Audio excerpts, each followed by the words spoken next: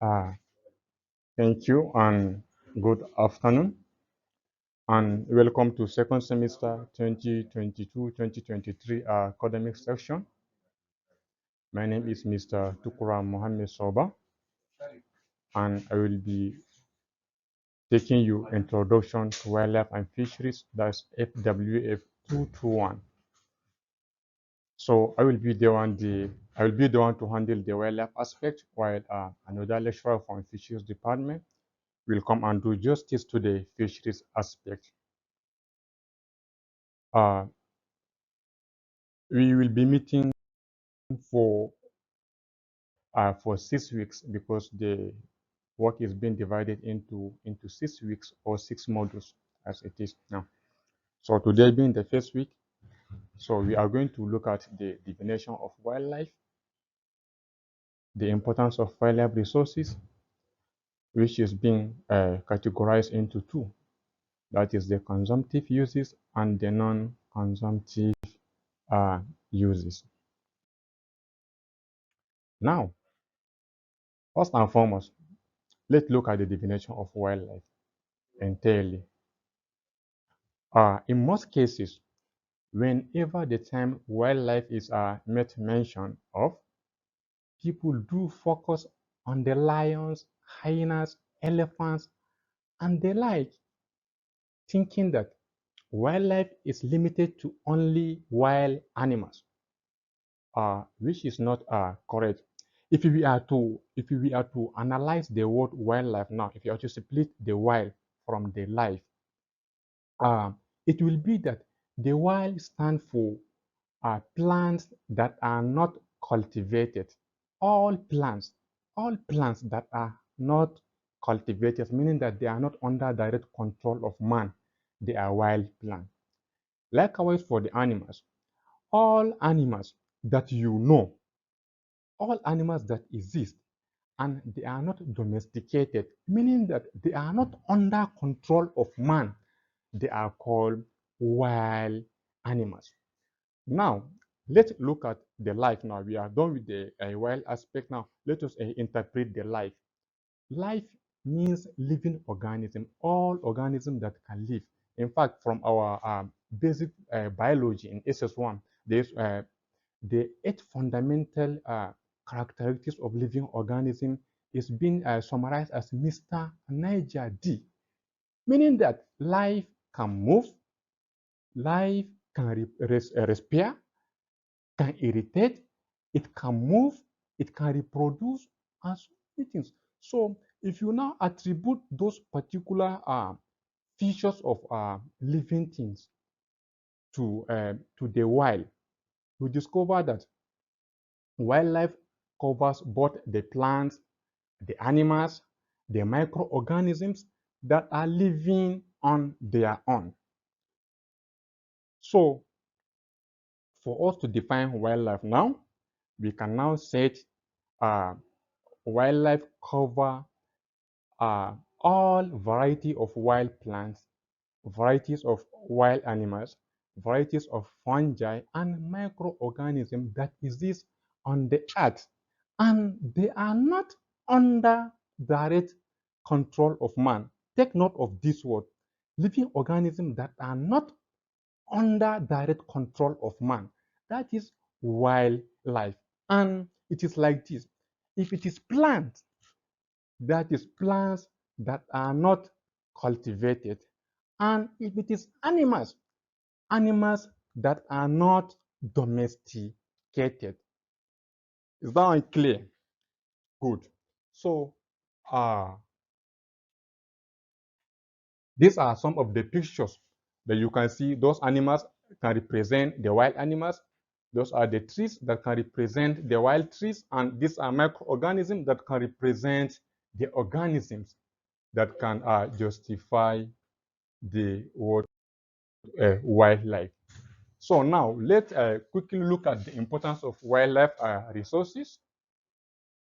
Of course, wildlife is a renewable natural resources, uh, meaning that just like I said, uh, when I was describing the characteristics of living organism, I said there is R, that's reproduction.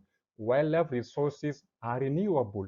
This is because they have the ability to reproduce and multiply whenever there is convenience environment for them to do so. Whenever the environment is conducive for the wildlife, they will reproduce, and meaning that they can be renewed.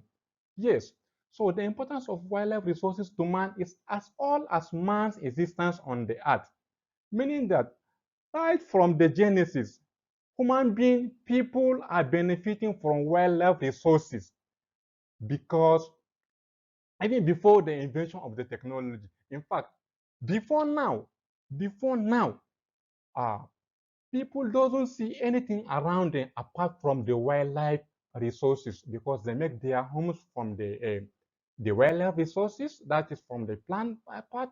They make their clothing, they make their food. So many so many things that are needed for the life are being derived from the wildlife resources. So evidence has shown that man was able to maintain himself health-wise for age by hunting wildlife for food and other purposes. So, according to a research that is being conducted by Okumadewa, that was 2011, it said that in subsistence and rural economies, the role and contribution of non-timber forest products in the daily life and welfare of people all over the world are crucial because of their richness of variety as sources of what? Of food. Yes, so if you look at the non-timber product that we have now, they are so numerous, they are so diverse, they are so because of that, um, people living in the rural areas, they they depend on them for their subsistences and for their economies as well. So example of those non-timber forest products are what? We have the fruit, we have the nuts, we have the honey, we have the insect, we have the animals, that is the bush. In fact, everybody knows that now people cannot even afford to buy fruit in the market. So instead, they go to the nearby forest and pick fruit that are being given to them by nature because they are there naturally. Of course, all wildlife resources are nature gifts. Nobody plant them, nobody take care of them. Just like when I was defining, I said these are living organisms that are not under direct control of man. So meaning that they are nature gifts. They are there on their own naturally. So now that people cannot afford to buy the fruit to take as their source of vitamins. So they will just go enter their nearby forest and extract this fruit. And it's a very good example of non-timber forest product. And we have the nut, we have the honey, we have the insect. My brothers from Borno State, if they see grasshopper, they don't leave it. So they harvest it and they eat it and they sell it and they make money from it. And the same thing for the animals. The bush meat and what of them are being extracted or harvested from the wildlife. So others, according to him, are fodder. Yes, fodder. People do harvest fodder from the wildlife resources to feed their domesticated animals at home. You have the fibers, the fertilizers, of course, wild trees, especially those that are of of family Fabaceae origin, that's the leguminous family, are always very good in fixing nitrogen to the soil. So as such, it now make wildlife resources to be sources of fertilizers to the farmers in the local communities.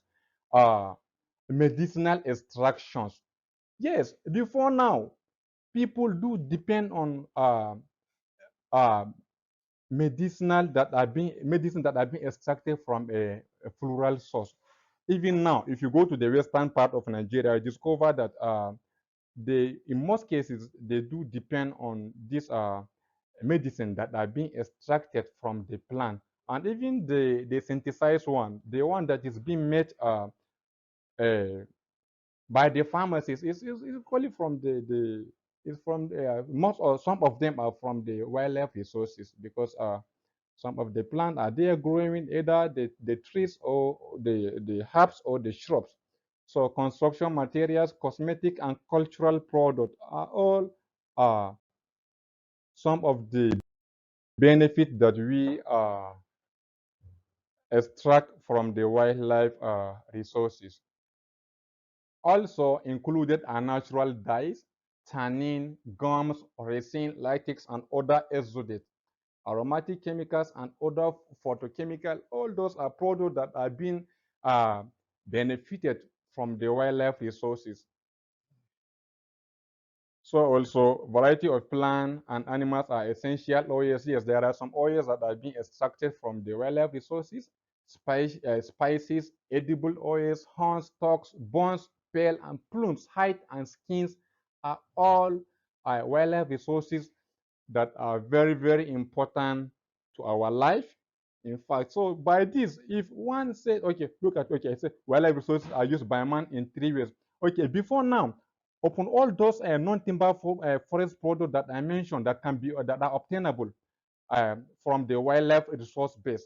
If I now say wildlife resources is our constant companion, especially our brothers and sisters that are living in the rural communities, I think I may be right by saying so. So now, those importance that I mentioned, they are being categorized into three. That is, the wildlife resources is being grouped into either edible products, that is, those part of wildlife that can be eaten by me and you. Yes. And we have the non-edible product, that is, those product that we don't eat from the wildlife resources, but actually their benefit is impacting to our life. And the third one, it is the tourism.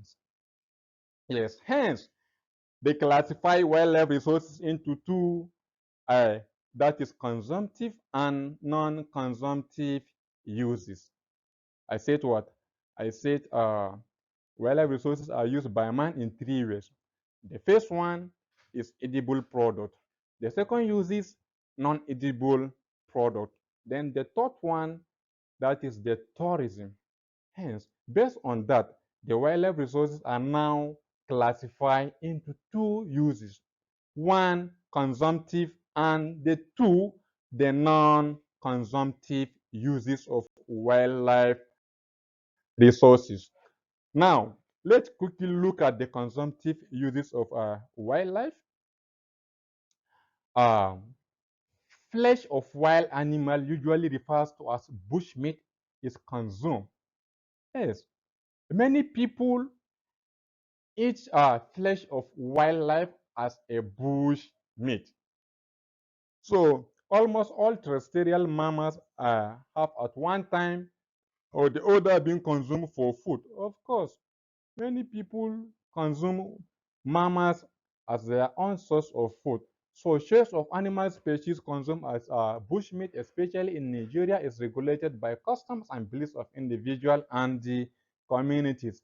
Yes, of course, there are, if you go to some particular places, you discover that some set of people are not eating a particular kind of wild animals because it is a taboo for them. It is a taboo in their tradition or in their culture. It is not allowed to eat it. Like in the north, it is not everybody that eat a bush pig, that is warthog. No, it's not everybody, but some other people do eat it. So like why the jackal, people don't eat it. In fact, in most of the northern communities, that's Mohammedan communities, they don't eat wild product. In fact, not even wild. Yeah, they don't eat wildlife product. Let me limit myself to the wildlife. They don't eat wildlife product that that belongs to the class of cat. I mean, just let me say carnivorous. The carnivorous ones. That is, I mean, those animals that depend on flesh. So most of the communities don't eat them. So now you can see where the culture and tradition uh, give a limit to eating some of the bush meat. And I believe that can serve as that is even advantage to the wild animal because they will be safe. Since I don't eat, so why can't I kill? I can't.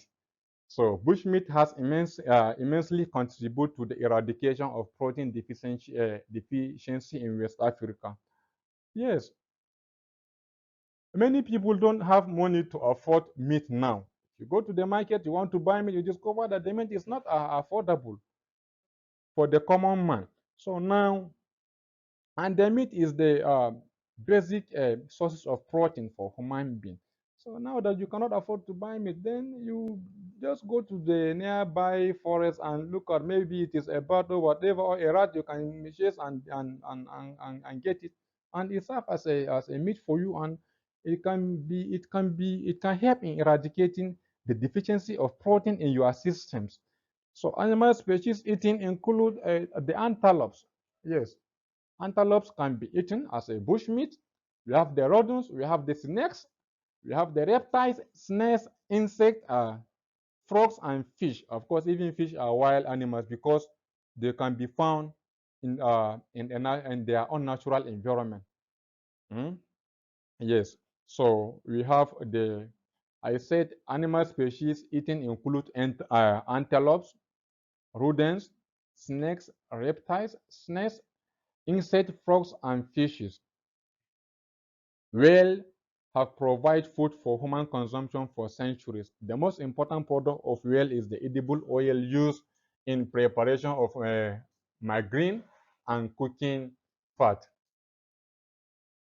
So these are some of the pictures. In fact, if you look at this bushmeat, you would think it's a suya that is being prepared from a domesticated animal, but it's actually is a bush meat that is being prepared like this. You can see how it looks, very delicious. So a significant number of wild birds are shot and trapped for food. And yeah, that is it. That is true because the birds are the most available. You see them here and there, and they are boreal. So they are, because they live on top of the tree. So once you set your eyes up, you easily see them. So that makes them to fall victims. So people do shoot them and trap them for their for food. So they feature a delicacy and are often eaten whole, including the bones. Yes, the bird can be eaten completely, including the bone, because the bones are soft. So you discover that you see somebody holding the bat like this, you just eat everything, the flesh and the bones, everything complete. So in many parts of the world, bats are often exploited as much as their eggs as for their flesh. Yes, the eggs are very important. That all bat eggs are being eaten by human beings, and likewise they are flesh. So the eggs of almost all species of bat are what?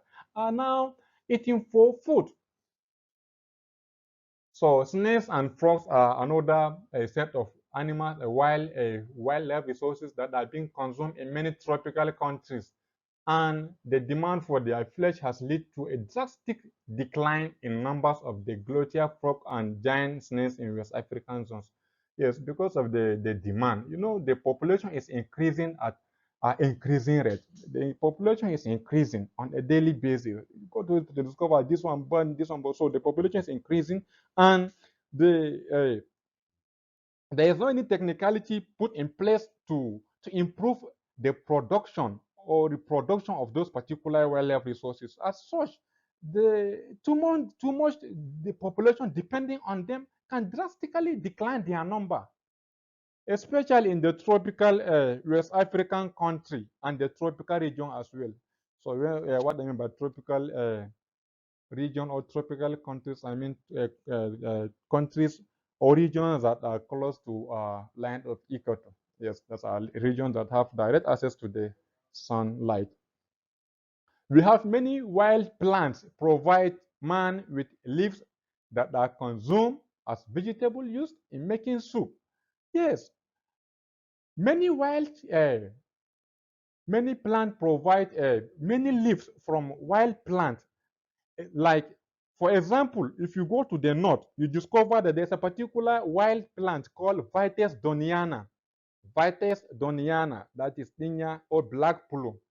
You discover that if you go to the rural community, people will go to the forest and harvest those particular leaves.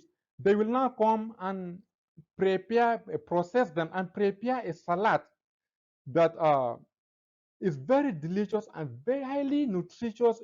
In fact, it is a very good source of vitamin for them.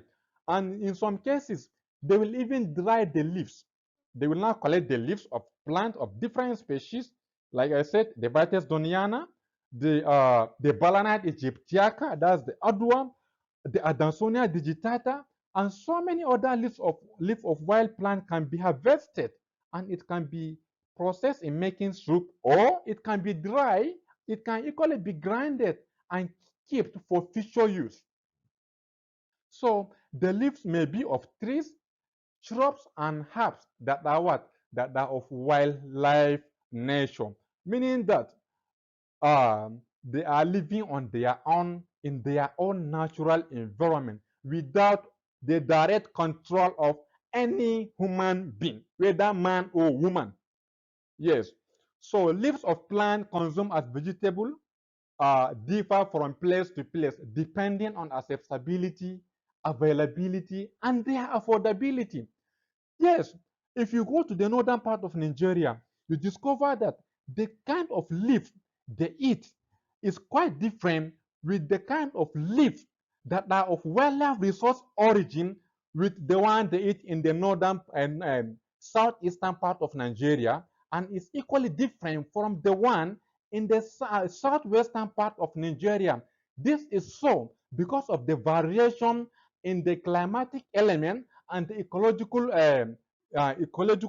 element, as well as the availability of those particular wild resources. Of course, we all know that there is what is called autoecology of each living organisms, meaning that there are some particular element or there is a yardstick that this particular organism cannot live beyond or below this particular range of climatic element. And we all know that the climatic element of northern part of Nigeria and to that of southwestern part of Nigeria and to the one of eastern part of Nigeria, of course, to the south as well, it is not the same. It differs. As such, all the wild plant species there are equally different. So therefore, people living in the southwest, they may not know the kind or the species of wildlife, wild plant species that can be found in the north, and vice versa. This one, yeah, it's very versatile. So they don't know. So because it is not there, so meaning that it is not available. So once it is not available, how about the affordability? Once something is not available, it is not affordable because the availability make it. It's the availability that will determine whether it is affordable. It cannot be affordable. Just now, if you have maybe you have one bag of leaves of Vitis doniana and you want to sell it, and the people that want to buy it, they are up to 10, and it is only one this, you can see the demand will be high. So therefore, you place much money on it. So it's not everybody that can afford to buy it in this case. So therefore, the acceptability, availability, and affordability of leaves of plant that are of wildlife resource origin depend on these three fundamental elements. So these natural occurring species, despite their great value and usefulness to mankind, are not planted by man. Of course, we all know they are important, their value. In fact, these are those that I'm even mentioning. If you now move to the other ecosystem services of this particular plant species of wildlife nature, you discover that their benefit is just enormous. One cannot exhaust them, no matter how. So, but we don't plant them. They are there on their own. So because of this, a host of indigenous fruit have potentials as food and cash crop, though familiar to local communities are little known outside their region. Uh, a significant number of fruit of wild plant are eaten as food. Some are consumed locally by rural communities, while excess are taken to urban market for sales as well. Just yes, uh, if you know, there is a particular tree called Vitellaria paradoxa. Vitellaria paradoxa, that's locust beans tree. Or we call it, in the north, we call it Orua. Yes, no, Vitellaria paradoxa, please, sorry. Vitellaria paradoxa is chia butter tree. It's chia butter tree. Kadanya is chia butter tree. So it produces a fruit that has a flesh attached to it that is highly nutritious. Then apart from the Vitellaria paradoxa, we have the Vitis doniana, that's the black plume, it looks black like this. So people depend on it is sugary and it has flesh as well. People do eat it. And we equally have the Pachyia biglobosa. This is very common in our backyard. The Pachyia biglobosa, the one we have in the north, and we still have, there is one particular one that they used to make what is called woba in the eastern part of the country. I mean southeastern part of the country, and it's given to special people, not everybody, even in an occasion. So the seed of Prosopis africana, the seed of Pachyia biglobosa, the seed of Adansonia digitata in the northern Nigeria are processed and used in making of condiment. That is daddawa or local maggi used in preparation of meats as a seasoning. If you are in the north, you know what I mean by daddawa. It look black after processing, but they use it in place of maggi, and sometimes they combine it with maggi. But it is said it can serve as a local maggi to be used. So we have edible oil as well, like edible oil extracted from some seed. Yes, some of these seed products are consumed locally, while excess are taken to urban market for sale. Then now coming to the non-consumptive uses. That is this is the aspect of wildlife importance that cannot be consumed. So number one is promotion of tourism. Yes, wildlife resources are very significant in promoting tourism, especially in East and South African countries like Kenya, Tanzania, Uganda, Zimbabwe, and South Africa have a large number of various species of games animals which attract a large number of tourists to these particular countries. So tourism constitutes the highest foreign earner to countries like Kenya. Yes, the Kenya and Tanzania, they always have a very large number of tourists, and as such, they are always able to generate a very good revenue from the tourists. By So watching wildlife can be fun and relaxing. Yes, of course, if you are watching the wildlife resources, you will be relaxing and you will be enjoying, because you are seeing what is nature. You are seeing the nature. You are enjoying the nature at its peak. So you will enjoy it, and it look. In fact, you forget with all those worldly problems. Yes, so, and this type of wildlife interaction has potential benefit for conservation from the long term of changing attitude towards wild animals and natural habitat. Yes, now that we discover that people are all the way from Europe are coming to Africa, especially the East Africa and the South Africa. Not only in East and South Africa, even in Nigeria, many people from Europe are coming to as a tourist to come and view some of our wildlife resources. If you go to places like Gashaka Gumti National Park, when there was no issue of this insecurity, if you go to places like Cross River National Park, Kanji Lake National Park, Shad Basin, you see different kind of people. If you go there, if you try to peer your skin, you discover that you are very black in their midst. So all these are people coming all the way from their country to come and see those particular wildlife resources, and they don't just come and look at it like that and go. No, they pay for it. They pay money. So when they pay that money, it added something to our own income. So um, citizens benefit immensely from activities of tourists for the period of their staying. Yes, if they come, it's not only the money that they pay, even the local people living surrounding those or around those particular protected areas. That is, people living communities that are referred to buffer zones communities around the wildlife protected areas.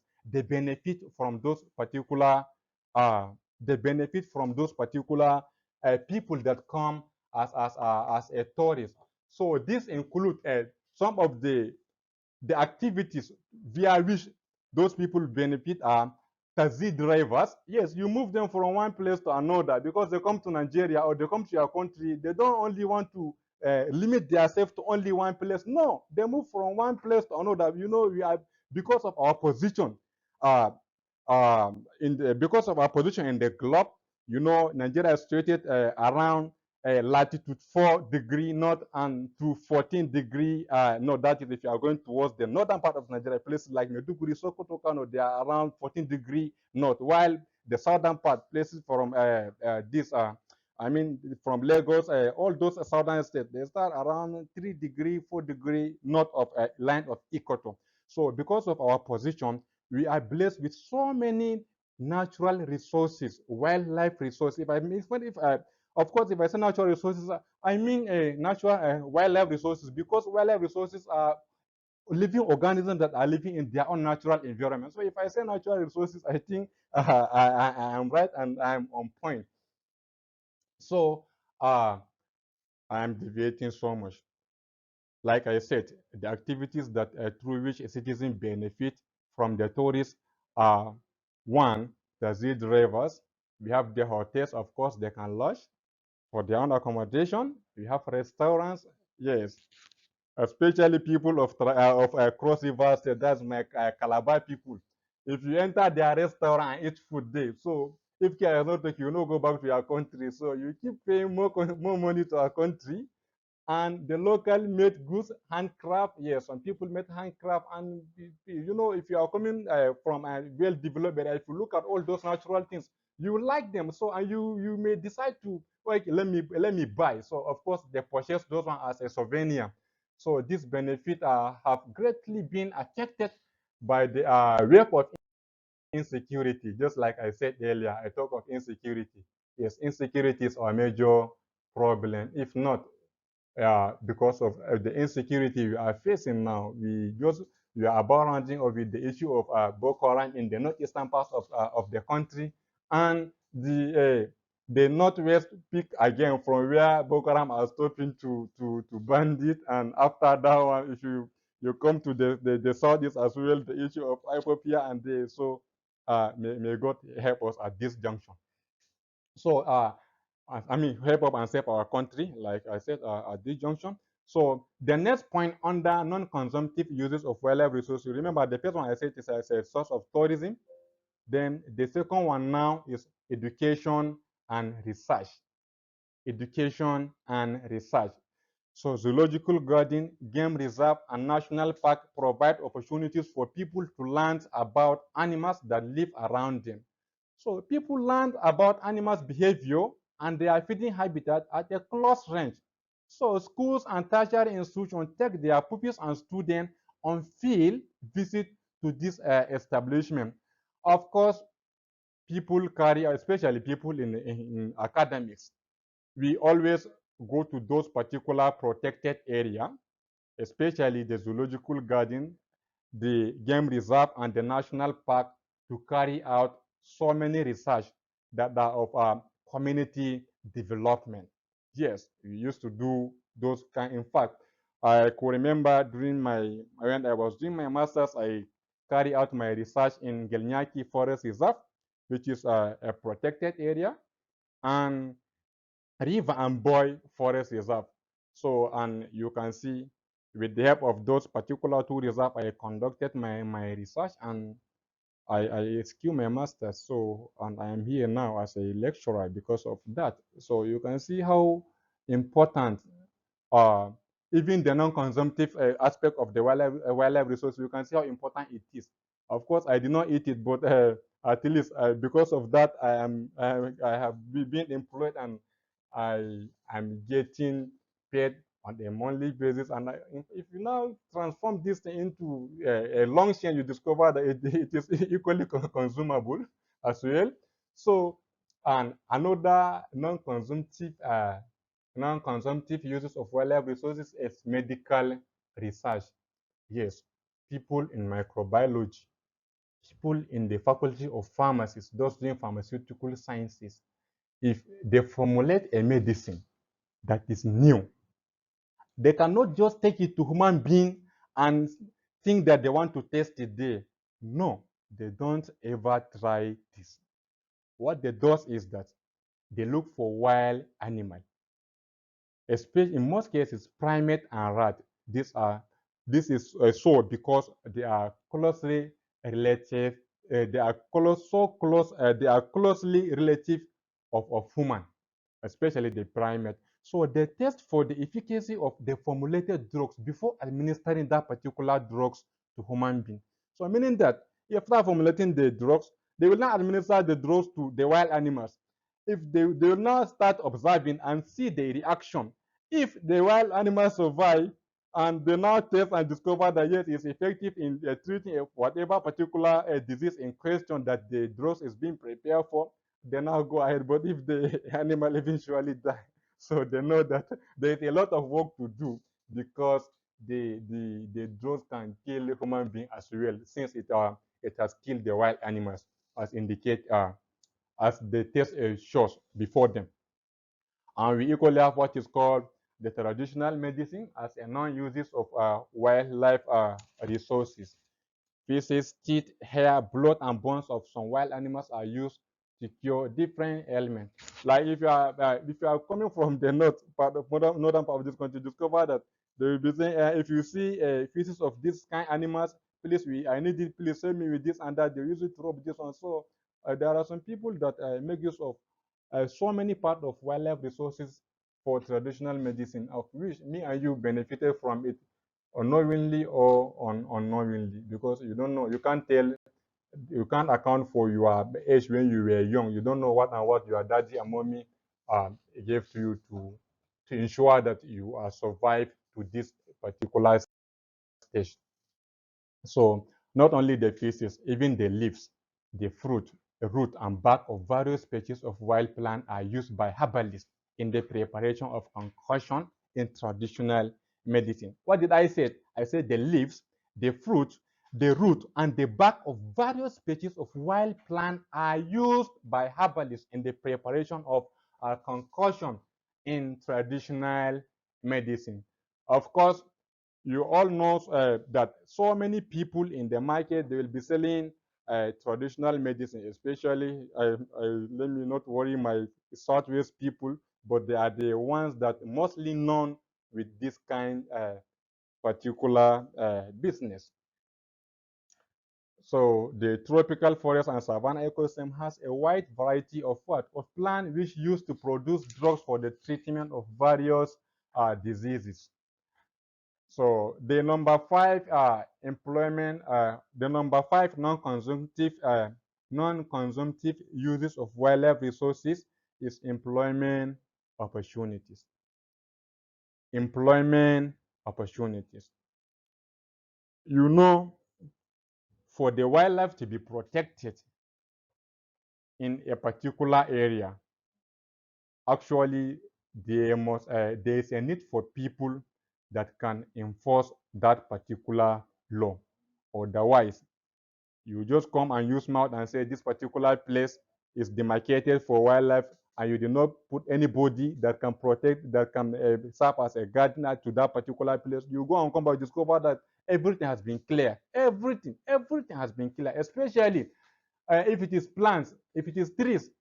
You know, in the north, or let me say in the savannah, most of there are some particular tree species that are very good in colonizing a particular place. What do I mean by this? You go to a particular place, you discover that it is only one particular tree species that is there. A very good example of this is Calotropis procera. Calotropis procera, Tumpapia, although I saw something similar to that along this Akunga Kefi Road. There's a particular place, but if you are going towards Kefi from Akunga, by the there's a particular place where I saw some Pachia species colonize a particular area. And even the farmer has tried, he did well. Instead of him to clear them all, but he practiced what is called parkland agroforestry. He now allowed those particular tree species. I know he must have caught some of them, but actually even those that he lived on the farmland, their number is reasonably good. So he tried a lot. So what I'm saying is that some particular plant species or wildlife resources has the ability or feature of colonizing a particular place. So if you live it like this, so somebody will not even mind that these are the only species that are living here. If I now clear them all, maybe I want to farm, I want to put crop there. You will not even mind. You clear everything there. So and you discover that this is the only place that has that particular wild plant. So because of that, the plant will not be there again for life.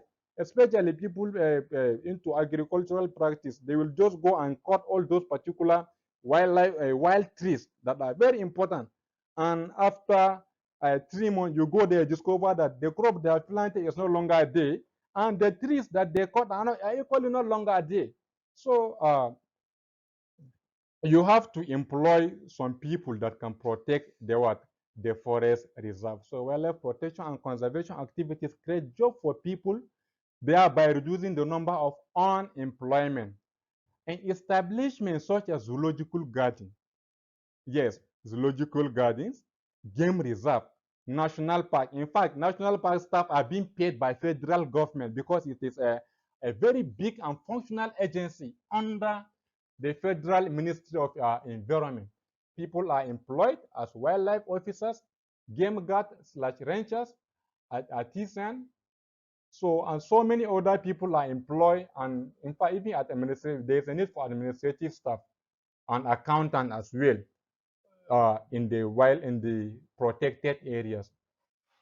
Just recently, there was an appointment of about 7 uh, conservator generals that can oversee the activities and the administration of the 7 national parks that we have in Nigeria.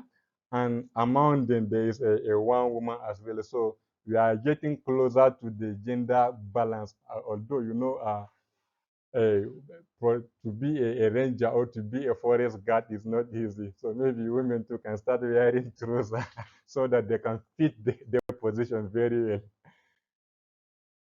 Uh, so job opportunities in basket and mat, hand fans. So there are so many other things that one can do because of the presence of wildlife resources surround him or in his backyard that can generate income for him.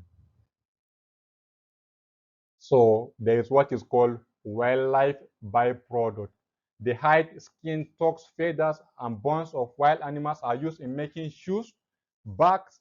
Yes, we all wear shoes. We all have bags, shoes. All those ones are being made from wildlife byproduct.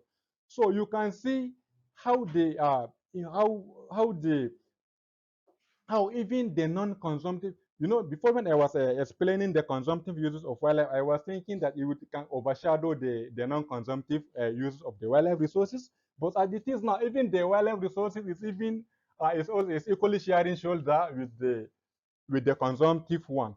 So, like I was saying, wildlife byproduct, hide, skin, tusks, feather, and bones of wild animals are used in making shoes. Of course, everybody wears shoes, bags, we use bag, all of us, caps, all those ones are being made from the wildlife resources, wildlife byproduct.